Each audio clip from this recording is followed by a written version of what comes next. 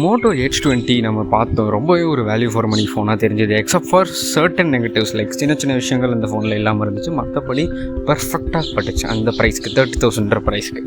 So Moto Edge 20 Pro அப்படின்னு ஒரு phone இன்டர்நேஷ்னலாக Edge 20 launch அப்போயே பண்ணியிருந்தாங்க. பட் நம்ம ஊரில் வரலை. பட் இப்போ வந்திருக்கு. அண்ட் அதோட ப்ரைஸ் வந்து பர்ஃபெக்டாக இருக்குது. ப்ரைஸிங் பற்றி நம்ம கொஞ்சம் நேரம் கழிச்சு கடைசியாக பார்ப்போம்.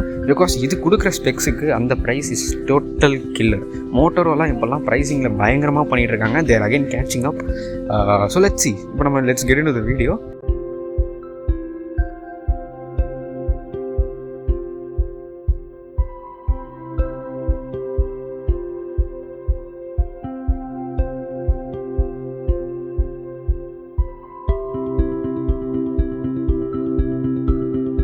ஃபர்ஸ்ட் இந்த ஃபோன் அப்படின்னு ஸ்பெஷல். ஸோ ப்ராசஸர் பார்க்கணுமா?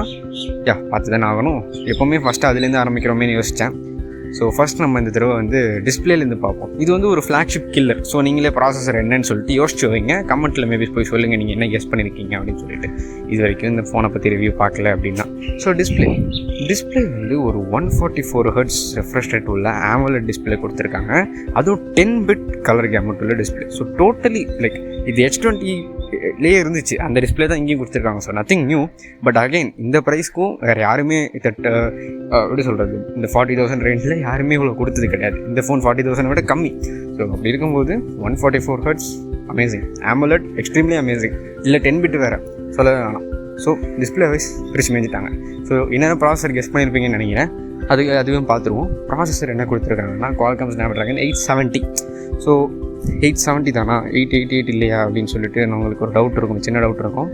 888 அவங்க இந்த ப்ரைஸ்க்கு கொடுத்துருந்தாங்கன்னா பெரிய ஆச்சரியமாக தான் இருந்திருக்கும். பட் இவங்க மற்ற ஃபீச்சர்ஸ்லாம் நல்லா கான்சென்ட்ரேட் பண்ணியிருக்காங்கன்னு தெரியுது. 870 இஸ் ஓகே உங்களுக்கு. ஏன்னா நான் வந்து இந்த வீடியோவோட மோர் ஃப்ரம் அன்ஃபோல்டிங் டெக்னு சொல்லிட்டு மெனு வந்து போட்டிங்கன்னா ஒரு வீடியோ இருக்கும் பாருங்கள், 870 vs 888. அது கொஞ்சம் நல்லா எக்ஸ்பிளைன் பண்ணியிருப்பேன். ஏன் வந்து 870 எடுக்கிறது நம்ம பெருசாக யோசிக்கக்கூடாது, 888 ஒன்றும் அவ்வளோ பெரிய அட்வான்டேஜ் கிடையாதுன்னு சொல்லிட்டு நான் அதை எக்ஸ்பிளைன் பண்ணியிருப்பேன். ஸோ என்ன பாருங்கள். ஸோ ப்ராசஸர் வைஸும் டிஸ்பிளே வைஸும் பயங்கரமாக பண்ணியிருக்காங்க. இப்போ வேறு என்ன இதில் இருக்குது அப்படின்னு சொல்லிட்டு நம்ம பார்க்குறதுக்கு முன்னாடி இப்போ நம்ம ப்ரைஸ் பார்ப்போம். வித்தியாசமாக பண்ணலாம். ஸோ இந்த ஃபோனோட ப்ரைஸ் பார்த்தீங்கன்னா 37,000 ருபீஸில் ஆரம்பிக்குது.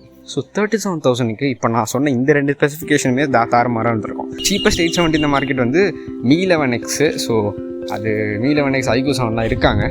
பட் ஸ்டில் இது அவங்கள விட கொஞ்சம் காஸ்ட்லியாக தான் இருக்குது. பட் மற்றபடி OnePlus 9Rலாம் கம்பேர் பண்ணும்போது இது ரொம்பவே ஒரு நல்ல காம்படேட்டிவான ப்ரைஸ் தான். ஏன்னா நம்ம டிஸ்பிளே கூட பார்த்துட்டோம் எவ்வளோ ஒரு தரமான டிஸ்பிளே கொடுத்துருக்காங்க. ஸோ இப்போ நம்ம கேமரா செட்டப் பார்ப்போம்.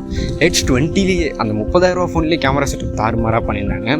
இதில் சொல்லவா வேணும். ஸோ அதே கிட்டத்தட்ட அதுதான் 108 MPக்கான ப்ரைமரி சென்சர் கொடுத்துருக்காங்க, சாம்சங்கோட HM2 சென்சர். ஸோ இந்த சென்சர் வந்து உங்களுக்கே தெரியும் 108 MPன்றதுனால இது பெரிய ஒரு ரொம்ப கிரேட்டான சென்சர்னு சொல்ல முடியாது. பட் டெக்னிக்கலி இது ஒரு பெரிய சென்சர். ஸோ நல்லா தான் இருக்கும். ரொம்பவே ஒரு நல்ல சென்சார் தான் இந்த ப்ரைஸ்க்கு. நல்ல கேமரா தான், ப்ரைமரி கேமரா. ஸோ அதை வந்து ஒரு f1.9 லென்ஸோட பேர் பண்ணியிருக்காங்க. வைட் ஆங்கிளுக்கு ஒரு 16 MP வைட் ஆங்கிள் கேமரா கொடுத்துருக்காங்க. அந்த வைட் ஆங்கிளோட லென்ஸ் வந்து எந்த மாதிரி வடிவமைக்கப்பட்டிருக்குன்னா, அந்த 16 MP வைட் ஆங்கிள் வச்சு நீங்கள் 16 MPக்கான மேக்ரோ ஃபோட்டோஸ் எடுத்துக்கலாம். ஸோ மற்ற கம்பெனி மாதிரி இல்லாமல் இப்போ OnePlus 9R நீங்கள் எடுத்துக்கிட்டிங்கன்னா அதில் மேக்ரோக்குன்னு குட்டியாக 2 MP 5 MP ஏதாவது கொடுத்துருப்பாங்க. அதுக்கு இந்த 16 MP macro miles better. So macro sorted, primary sorted, wide ஆங்கிளும் மாஸ் தான். சரி, டெலிஃபோட்டோக்கு என்னன்னு கேட்டிங்கன்னா இங்கே தான் Edge 20லேருந்து கொஞ்சம் டிஃப்ரென்ஸ் வருது. டெலிஃபோட்டோக்கு இங்கே ஒரு பெரிஸ்கோப் லென்ஸ் யூஸ் பண்ணியிருக்காங்க. பெரிஸ்கோப் லென்ஸ்னால் அந்த டப்பா மாதிரி இருக்கும்ல. ஸோ அது டப்பா மாதிரி ஷேப் இருக்கிறது காரணம்னா அது கேமரா அந்த பெரிஸ்கோப் செட்டப்போட சைஸே ரொம்ப பெருசாக இருக்கும். அது செட்டப் எக்ஸ்பிளைன் பண்ணி நான் வேணால் தனி வீடியோ போடணுமான்னு கீழே சொல்லுங்கள். அது பெரிய ஒரு கான்செப்ட் அது. ஸோ பேசிக்காக 5x ஜூம் பண்ணுற மாதிரி, 5x ஆப்டிக்கல் ஜூம் பண்ணுற மாதிரி ஆப்ஷன் இதில் இந்த டெலிஃபோட்டோ கேமராவில் இருக்குது.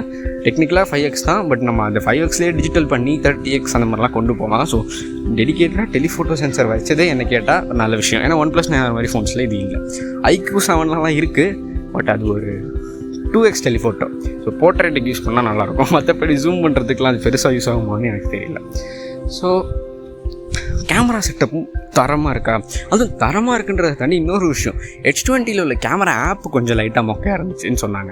எப்படின்னா லைக் இப்போ நான் வந்து Edge 20 Pro விட்டுட்டு லைக் இப்போ 30,000 கொடுத்து நீங்கள் இந்த ஃபோனை OnePlus Nord வாங்குவியா இல்லை Moto Edge 20 வாங்குவியான்னு கேட்டால் நான் OnePlus Nord போகலான்றேன். Because of the camera app. இந்த ஆப்பில் நிறைய ஃபீச்சர்ஸ் இருக்குது. ப்ளஸ் அந்த மெயின் சென்சார் நல்லாயிருக்கும். அந்த 108 MP விட நார்டில் உள்ள அந்த 50 MP பெட்டர். பட் மோட்டோவோட சென்சர் லைக் வைட் ஆங்கிள் டெலிஃபோட்டோலாம் வந்து இன்னும் ப்ராப்பராக இருந்துச்சு. பட் அந்த கேமரா ஆப் தான் எனக்கு கொஞ்சம் தடிச்சிச்சு. ஃபீச்சரே இல்லாமல் ரொம்ப ப்ளைனாக இருக்கே அப்படின்னு. ஏன்னா அதில் உள்ள அந்த டூவல் வீடியோ மோட்லாம் எனக்கு தேவையே இல்லை. எனக்கு இந்த போர்ட்ரேட் வீடியோ இந்த மாதிரி மோட்ஸ் இருந்தால் கொஞ்சம் யூஸ்ஃபுல்லாக இருக்கும்னு நான் நினச்சேன். பட் இந்த H20 ப்ரோவில் உள்ள கேமராவில் போர்ட்ரேட் வீடியோ மாதிரி நிறையா கொடுத்துருக்காங்க. H20க்கும் இந்த சாஃப்ட்வேர் அப்டேட் வந்துச்சான்னு எனக்கு தெரியல. பட் ப்ரோவில் இந்த மாதிரி நிறையா ஃபீச்சர்ஸ் ஆட் பண்ணியிருக்காங்க. கேமரா ஆப்பே ரொம்ப தரமாக இருக்குன்னு தான் கேள்விப்பட்டேன். ஸோ கேமராஸ் கூட நான் 30x வந்து ப்ராக்டிக்கலாக தான் சொன்னேன். கம்பெனி கிளைம் பண்ணுறது பார்த்தீங்கன்னா 50x வரைக்கும் பண்ணலாம்னு சொல்கிறாங்க. பட் அது எந்தளவுக்கு ப்ராக்டிக்கல்னு எனக்கு தெரியல. ஸோ இப்போ வந்து நம்ம பேட்டரி அண்ட் சார்ஜிங்க்கு போவோம். பேட்டரி வந்து 4500 mAh பேட்டரி கொடுத்துருக்காங்க. ஸோ 4500 mAh ரொம்ப அதிகமும் இல்லை, ரொம்ப கம்மியும் இல்லை. ஏன்னா லைக் இப்போ நீங்கள் OnePlus 9R எடுத்தால் கூட உங்களுக்கு தான் கிடைக்கும். பட் சார்ஜிங் வந்து டெக்னிக்கலி கம்மின்னு தான் நான் சொல்லுவேன். மோட்டோ இன்னும் கொஞ்சம் ஸ்பீடப் பண்ணணும். இந்த ரீஜன்லலாம் 30 watts கொடுக்குறாங்க. 30 வந்து மோசம் கிடையாது. 30 is fine, it's not a problem. 30 fast தான் என்ன கேட்டால். பட் மற்ற கம்பெனிஸ்லாம் வந்து 50-60 ரேஞ்சுக்கு போயிட்டாங்க. ஸோ இன்னும் மோட்டோ இந்த ஒரு இடத்துல கேட்சப் பண்ணல. So that's negative. ஸோ இப்போ நம்ம ஃபுல்லாக அந்த ஃபோன்ஸோட பாசிட்டிவ்ஸாக பார்த்துட்டோம். நெகட்டிவ்ஸ்னு 2-3 இருக்குது. இந்த ப்ரைஸில் கொடுத்துருக்க வேண்டிய சில விஷயங்கள் கொடுக்காம விட்டுட்டாங்க. ஸோ ஃபர்ஸ்ட் நெகட்டிவ் வந்து நான் என்னென்னு பார்ப்பேன். பட் இதெல்லாம் சிலது நெட்பிக்ஸாக கூட இருக்கும். சில பேருக்கு வந்து இந்த நெகட்டிவே பாசிட்டிவாக இருக்கும். ஸோ பார்த்துக்கோங்க, இது உங்களை பொறுத்து தான். ஃபர்ஸ்ட் நெகட்டிவ் வந்து நான் இப்போ சொன்ன மாதிரி சார்ஜிங் ஸ்பீடு வந்து அது 30 வாட்ன்றது இன்னைக்கு ஸ்டாண்டர்ட்ஸ் கொஞ்சம் கம்மியாக இருக்குது. ஸோ மற்றபடி ஃபாஸ்ட் தான் அது.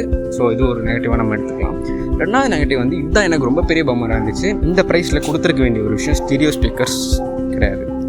ஸோ 37,000 வந்துட்டோம். ஸ்டீரியோ ஸ்பீக்கர்ஸ் அந்த இடத்துல கட் பண்ணி என்ன பண்ண போகிறோன்ற மாதிரி தான் இருக்குது. So that's another negative. வேறு என்ன அப்படின்னா ஸ்டில் ஓகே. சில பேருக்கு இப்போ எனக்கு வந்து என்ன கேட்டால் நான் ஓகேன்னு தான் சொல்லுவேன். ஏன்னா எனக்கு மோனோ ஸ்பீக்கரில் ஒரு அட்வான்டேஜ் இருக்குது. இப்போ நான் அதான் கேட்டுட்ருக்கேன்.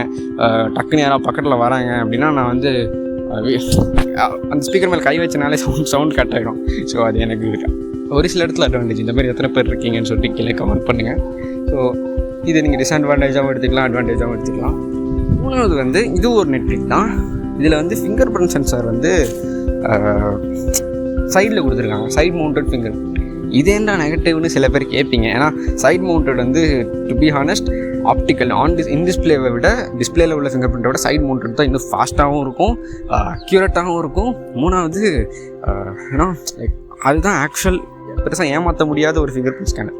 பட் ஆப்டிக்கல்லாம் வந்து அது ஜஸ்ட் ஒரு கேமரா தான். ஸோ நீங்கள் ஒரு ஃபேக் ஃபிங்கர் பிரிண்ட்லாம் வச்சு ஈஸியாக ஏமாற்றிட்டு உள்ளே போயிடலாம். அந்த லெவலில் அது செக்யூரிட்டி ரிஸ்க்லாம் இருக்குது. பட்